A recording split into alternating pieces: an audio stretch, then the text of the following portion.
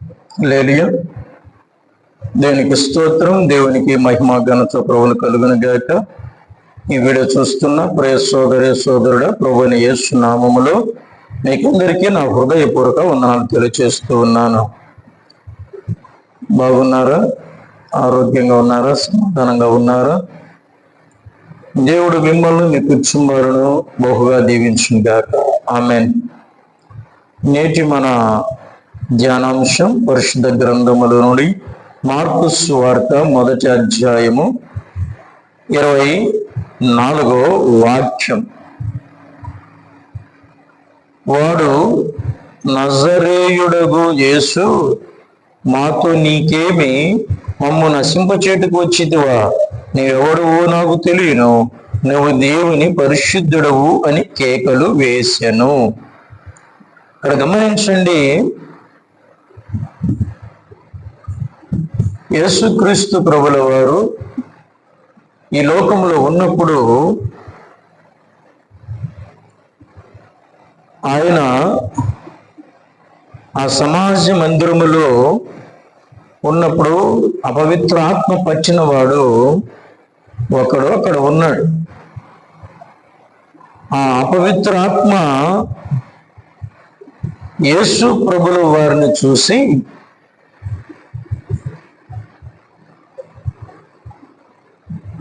నువ్వెవరో నాకు తెలుసు, నీవెవరో నాకు తెలుసు అంటున్నాడు. నువ్వు ఎవరు అంటే, దేవుని పరిశుద్ధుడవు. ఎవరి మాట చెప్తున్నారు అంటే, దయ్యం చెప్తుంది, యేసు నీవు పరిశుద్ధుడవు అంటుంది. గమనించండి, ప్రభువైన యేసుక్రీస్తు ప్రభుల వారు మాలిన్యము లేనివాడు, పాపము లేనివాడు. యేసుక్రీస్తు ప్రభుల వారు ఒక సందర్భములో ఛాలెంజ్ని విసిరాడు. ఏమని ఛాలెంజ్ చేశాడు అంటే, నాలో పాపం ఉన్నదని ఎవడైనా స్థాపించగలడా, చూపించగలడా అంటూ ఉన్నాడు. యేసయ్యలో ఎవడు కూడా పాపాన్ని చూడలేదు, ఎందుకంటే ఆయనలో ఏ పాపము లేదు. ప్రియ సంగమా, గమనించండి, యోహాను సువార్త 8వ అధ్యాయము 46వ వాక్యం. నా యందు పాపమున్నదని మీలో ఎవడు స్థాపించును? ఛాలెంజ్ విసురుతున్నాడు. నాలో పాపం ఉన్నదని ఎవడైనా చూపించండి అంటున్నాడు. ఈ లోకంలో పుట్టిన ప్రతి మనిషి పాపం చేస్తాడు. పాపము లేని మానవుడి ప్రపంచంలో ఎవడు లేడు. పరిశుద్ధ గ్రంథం సెలవిస్తుంది, రోమీయులకు రాసిన పత్రికలో, ఏ భేదము లేదు, అందరూ పాపము చేసి దేవుడు అనుగ్రహించే మహిమను పొందలేకపోవచ్చు. పాపము ఏం చేస్తుంది అంటే, దేవుని నుండి దూరం చేస్తుంది, దేవునికి దూరముగా ఉంచుతుంది మనిషిని. కనుక ఆ పాపము ఎప్పుడైతే మనిషిలో ఉండదో అప్పుడు మనిషి కూడా పరిశుద్ధుడుగా ఉంచాడు.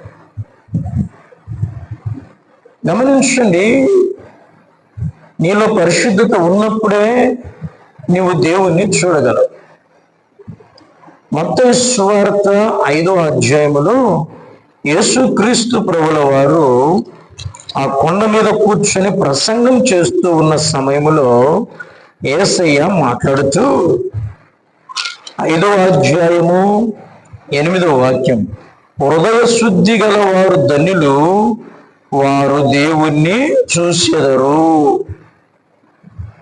దేవుణ్ణి మనము చూడాలి అంటే, దేవునితో మనము ఉండాలి అంటే, మన హృదయం ఏమై ఉండాలట?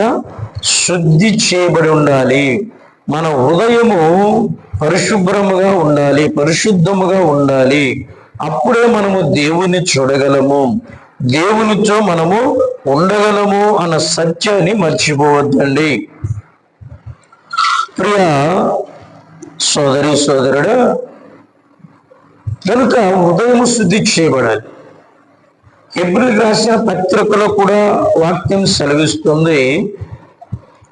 హెబ్రీయులకు రాసినటువంటి పత్రికలోనికి మనం వెళితే అక్కడ వ్రాయబడి ఉంది కదా, ఏమని వ్రాయబడి ఉంది? 12వ అధ్యాయము 14వ వాక్యం, అందరితో సమాధానమును పరిశుద్ధతయు కలిగి ఉండుటకు ప్రయత్నించుడి, పరిశుద్ధత లేకుండా ఎవ్వడును ప్రభువును చూడరు. ప్రభువుని చూడాలంటే పరిశుద్ధులుగా మనం ఉండాలి. రైట్? పరిశుద్ధత నీలో ఉంచేనే నువ్వు ప్రభువును చూడగా. యేసుక్రీస్తు ప్రభుల వారు దేవదేవుడు ఆశించేది మనం పరిశుద్ధులముగా ఉండాలి. ప్రభు అన్నాడు, నేను పరిశుద్ధుడను గనుక మీరును పరిశుద్ధులై ఉండుడి అని ప్రభు సెలవిస్తూ ఉన్నాడు. గమనించండి, పేతురు రాసినటువంటి మొదటి పత్రిక 1వ అధ్యాయము 14వ వాక్యం, నేను పరిశుద్ధుడని ఉన్నాను గనక మీరును పరిశుద్ధులై ఉండుడి. లేవికాండము 11వ అధ్యాయం 44వ వచనంలో రాయబడి ఉంటుంది. లేవికాండం 19వ అధ్యాయం 2వ వచనంలో రాయబడి ఉంటుంది. ప్రభు అంటున్నాడు, నేను పరిశుద్ధుడను గనక మీరును పరిశుద్ధులై ఉండుడి. గమనించండి, మనం పరిశుద్ధులముగా ఉన్నప్పుడే పరలోక రాజ్యములో చేరగలం. ఎందుకంటే పరలోక రాజ్యములో పరిశుద్ధులు ఉంటారు. దేవుడు పరిశుద్ధుడు పరలోకములో ఉన్నాడు. దేవదూతలు పరిశుద్ధముగా పరలోకములో ఉన్నారు. 24 పెద్దలు అక్కడ ఉన్నారు. 4 జీవులు ఉన్నాయి కదా. అక్కడ పరిశుద్ధత కనబడతా ఉంది. యేసు ప్రభుల వారు పరలోక ప్రార్థనలో మాట్లాడుతూ, పరలోకముందు నీ చిత్తము నెరవేరునట్టు భూమి యందు నెరవేరును గాక అన్నాడు. పరలోకములో ప్రభు చిత్తము పరిశుద్ధత, ప్రభు చిత్తము ప్రభువును స్తుతించుట, ఆరాధించుట. ఇక్కడ భూమి మీద ఉన్నటువంటి మనము కూడా పరిశుద్ధముగా ఉన్నప్పుడే దేవుణ్ణి చూడగలం, పరలోకం చేరగలం. పరిశుద్ధత లేకుండా, హృదయ శుద్ధి లేకుండా పరము చేరలేము. గమనించండి, మన శరీరానికి ఉన్నటువంటి ఆ మాలిన్యం ఏదైనా ఉంటే మనం స్నానం చేస్తే మన శరీరం శుభ్రం చేయబడుతుంది. అదే హృదయము మాలిన్యముతో ఉంటే, హృదయము పాపముతో నిండుకొని ఉంటే, హృదయము కల్ముష్యంతో నిండుకొని ఉంటే ఏ విధంగా శుద్ధి చేయబడుతుంది అంటే వాక్యం సెలవిస్తుంది. యోహానుకు రాసినటువంటి మొదటి పత్రిక 1వ అధ్యాయము 9వ వాక్యం, మన పాపములను మనం ఒప్పుకొని ఎడల ఆయన నమ్మదగిన వాడును నీతిమంతుడు గనుక ఆయన మన పాపను క్షమించి సమస్త దుర్నీతి నుండి మనలను పవిత్రులుగా చేయును. 7వ వాక్యం, అయితే ఆయన వెలుగులో ఉన్న ప్రకారం మనమును వెలుగులో నడిచిన ఎడల మనం అన్యోన్య సహవాసం గల వరమై యుందుము. అప్పుడు ఆయన కుమారుడు యేసు రక్తము ప్రతి పాపం నుండి మనలను పవిత్రులుగా చేయి. పరిశుద్ధుడైనటువంటి యేసయ్య సర్వ మానవాళి కోసము ప్రాణత్యాగం చేశాడు. ఆ కలువరి గిరిలో ఆయన వేలాడాడు. సర్వ మానవాళి కోసము తన పరిశుద్ధమైన రక్తాన్ని చిందించాడు. ఇప్పుడు ఎవరైతే ప్రభు దగ్గరకు వచ్చి నేను పాపిని ప్రభువా నేను ఒప్పుకుంటే నీ పాపాలన్నీ ఆయన కడిగి వేస్తాడు, నీ పాపములు తీసివేస్తాడు, నేను పరిశుద్ధునిగా పరిశుద్ధురాలుగా చేసి నిత్య జీవానికి వారసులుగా చేస్తాడు. కాబట్టి ప్రియ సోదరి సోదరుడా, ప్రభు పరిశుద్ధుడు. దయ్యం చెప్తుంది నువ్వు పరిశుద్ధుడవి అని. దేవుడు పరిశుద్ధుడు గనుక మానవులమైన మనము పరిశుద్ధులుగా ఉంటే ఆయన బిడ్డలుగా మార్చబడతాము, పరలోకం స్వతంత్రించుకుంటాం. ప్రియ సోదరి సోదరుడు, ఇదిగో ప్రభు మళ్ళీ రెండవసారి భూమి మీదకి త్వరగా రాబోతున్నాడు. ప్రభు రాకమునిపే మన దోషమును తీసివేసుకొని ఈ లోకములో ఉన్నన్ని రోజులు హృదయశుద్ధి కలిగి పరిశుద్ధంగా జీవించి ఈ లోకాన్ని మనం విడిస్తే పరలోకంలో మనం ఉంచాం, ఆ నిత్య జీవంలో మనం చేర్చాం. కనుక సమయం ఉండగానే సమయాన్ని సద్వినియోగం చేసుకొని మనము సరి చేసుకుందాము, ముందుకు సాగిపోదాం.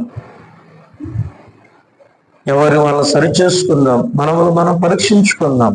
వాక్యం సెలవిస్తుంది, నిన్ను నీవు పరీక్షించుకొనుము అని కొరంథీయులకు రాసిన మొదటి పత్రిక 11వ అధ్యాయంలో వ్రాయబడి ఉంటుంది.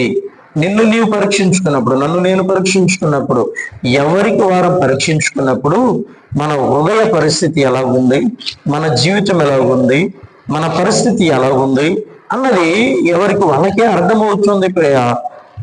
సోదరి సోదరుడా, ఎవరో నీ గురించి మాట్లాడాల్సిన అవసరం లేదు. మనం పరీక్షించుకుందాం. కొరంథీయులకు రాసిన మొదటి పత్రిక 11వ అధ్యాయము 28వ వాక్యం. కాబట్టి ప్రతి మనుషుడు తన్ను తాను పరీక్షించుకునవలెను. కనుక ఏం చేయట, మనం పరీక్షించుకోవాలి. 31 వచ్చినాం. అయితే మనల్ని మనమే విమర్శించుకునేలా తీర్పు పొందక మనం పరీక్షించుకుందాం. ఎవరికి వాళ్ళే పరీక్షించుకుందాం. ఎవరిని మనం ఏలెత్తి చూపించే అధికారం మనకు లేదు. రోమిలకు రాసిన పత్రిక 2వ మొదటి వచనములో వ్రాయబడి ఉంటుంది, తీర్పు తీర్చు మనుషుడా నీవెవడవు అని వాక్యం సెలవిస్తుంది. ఒకరికి తీర్పు తీర్చే అధికారం మనకు లేదు. నువ్వు పాపివి, నువ్వు దుర్మార్గుడివి, నువ్వు అలాంటి వాడివి, ఇలాంటి వాడివి అనే అధికారము నీకు నాకు ఎవరికి లేదు. ఎందుకంటే అవన్నీ దేవుడు చూసుకుంటాడు, దేవుడికి తెలుసు, మనిషికి తెలుసు. కాబట్టి రోమిలకు రాసిన పత్రిక 2వ అధ్యాయం మొదటి వచనం, కాబట్టి తీర్పు తీర్చు మనుషుడా నీవెవడవైనను సరే నిరర్ధుడవై ఉన్నావు. దేని విషయంలో ఎదుటివానికి తీర్పు తీర్చుచున్నావో దాని విషయంలో నీవే నేరస్తులని తీర్పు తీర్చుకొనుచున్నావు. ఎలయనగా తీర్పు తీర్చు నీవును అట్టి కార్యములే చేయుచున్నావు కావా. ఒకరి తీర్పు తీర్చే ముందు నీవు కూడా అలాంటి కార్యంలోనే ఉన్నావు కదా. కాబట్టి ఎవరికి తీర్పు తీర్చే అధికారం, నువ్వు ఇలాంటి వాడవు, నువ్వు ఇలాంటి దానవు అనే అధికారము మానవునికి ఎవరికి లేదు. ఎందుకంటే ప్రతి మానవుడు అలాంటి స్థితిలోనే ఉన్నారు. అయితే ప్రభు సెలవిస్తున్నాడు,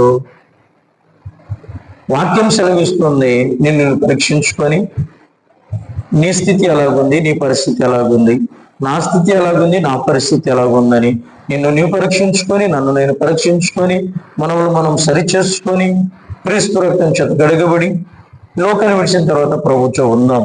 కాబట్టి ప్రియ సోదరి సోదరుడు, వాక్యం సెలవిస్తుంది, పరిశుద్ధత లేకుండా దేవుని చూడలేము అని. ఆ పరిశుద్ధత కలిగి ఉన్నప్పుడు మనము దేవునితో కూడా ఉంటాం. కనుక ఈ లోకంలో ఉన్నన్ని రోజులు మనం పరిశుద్ధంగా జీవిద్దాము, నిత్య రాజ్యానికి వారసులం అవుదాం. దేవుడు ఈ మాటలు మన వెనుకలు దీవించి ఫలింప చేసి మిమ్మల్ని పరిశుద్ధులుగా చేసి పరలోకం రాజ్యం వారసులుగా మార్చబడుదురుగాక. ఆమేన్. God bless you. ప్రార్థన చేసుకుందాం. పరిశుద్ధుడైన మా ప్రియ పరలోకపు తండ్రి, మా మంచి దేవుడు నీకు వందనాలు స్తోత్రాలనైనా. ఇదిగో ప్రభువా, మీరు పరిశుద్ధులు తండ్రి. నేను పరిశుద్ధులు కనుక మీరును పరిశుద్ధులని సెలవిచ్చాం. ఈ లోకంలో జీవిస్తున్న మేమునైనా అపవిత్రులమే, ఎన్నో పాపాలు దోషం చేసిన వారమే. మమ్మల్ని క్షమించండి నైనా. మీరు సర్వ మానవాళి కోసం కార్చిన ఆ పరిశుద్ధ రక్తము చేత మా దోషాలు కడిగి ఆయన నిత్య రాజ్యానికి వారసులుగా మమ్మల్ని మార్చమని పరిశుద్ధుల యేసు నామములో ప్రార్థిస్తున్నాను తండ్రి. ఆమేన్. God bless you. దేవుడు మిమ్మల్ని మీ కుటుంబాల్లో దీవించును గాక. ఆమేన్.